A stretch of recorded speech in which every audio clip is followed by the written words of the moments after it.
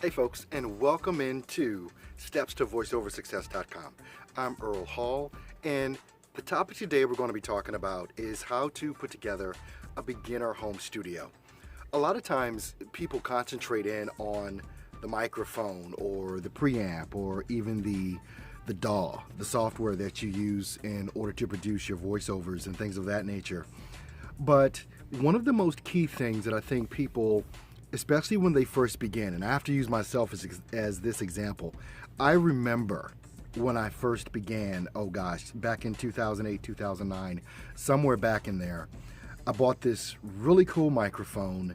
You know, I had a nice office set up for me to do my recordings in. And every recording that I make, I can still go back and listen to some of the old recordings that I did. They sounded horrible. The reason that they sounded horrible was because many new voiceover artists don't realize that soft surfaces are king. They're king. You know, many people first starting out, they don't have, an expensive booth. I don't use a booth. I use what I like to call a treated recording space. You're going to notice that there's soft surfaces all around me. I've got blankets, actually even above me on the ceiling, because I operate out of my home in my basement. But one of the key things is that you want to make sure that your voice isn't echoing. And how do you do that? Well, in any normal room that you're in, this is the test you can do. If you can go into your recording space and do this and not hear an echo, it's really good. You've got a very good treated space. You may have blankets on the wall, even those blue movers blankets that you go when you go to U-Haul and you're moving your home. You can get these blue blankets. A lot of people use them actually to help what we call deaden the space. You want a dead space when you're recording. Now, when you're in a normal room, you've got plaster or whatever on the walls and things of that nature. And what that does is they're hard, flat surfaces, and it echoes. It causes an echo in all of the audio that you produce. That's why sometimes you try and record something and you don't understand why you can't get that nice, rich sound that you hear from so many other voiceover artists. The reason is because of your recording space. You don't need a booth.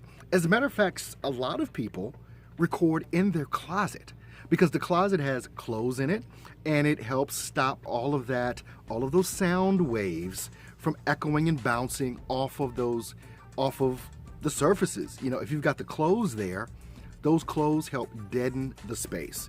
So having soft surfaces around you is really the thing that's king in doing all of this stuff with voiceover. Booths are great, but many voiceover artists don't start off with a booth. I don't use a booth because I've never had the need to have one. If I get a booth, it's going to be because I'm probably trying to show off. Or I've got some sort of huge client that is requiring something more than I can produce right now. I've done a lot of work in documentaries and commercials, e-learning, explainer videos, and things of that nature. And I've never had a client complain about anything that I've ever produced and sent over to them. So you don't need to worry so much about a recording booth or an isolation booth, or a soundproof booth. What you need to make sure that you have is a dead space that doesn't allow your voice to echo off of those hard, flat surfaces. That's the thing you want to focus in and concentrate on. So many times we concentrate in on the microphone that we use, and quite honestly, the better the mic you use, the worse your recording is probably going to sound if you don't have a dead space to record in, because all of your words are going to be echoing and bouncing off the 4, 5, 6 wall surfaces that you're surrounded by. So making sure that you have a good dead space to record in is going to be the thing that you want to focus in on. So for setting up your home recording studio, if you're just starting out, a closed closet is fine. If you can afford those panels and you're in a small room or closet and you can afford those, black acoustical panels that you can buy on Amazon or just about anywhere online, go ahead and put a few of those up. You don't need to actually, if you have a small room, you don't need to line the entire wall, the entire ceiling with those things. You just need to put them in a couple strategic places and you'll be able to do that test to see if that clap is being echoed or not. The clap test is all you need to know in order to see if you've got an appropriate space to record. Make sure you check out the website, join up if you haven't. Make sure you subscribe. Where is it, over here? Somewhere? I don't know. Subscribe to the YouTube channel so you can stay up to date on every video that I put out, and go ahead and hit that bell so that when you subscribe and you hit the bell right by the subscribe button, you're going to be able to know as soon as I put out another video, which I do these daily.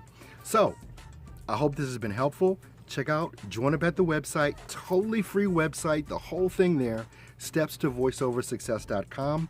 You have a great voiceover week, and I'll see you tomorrow.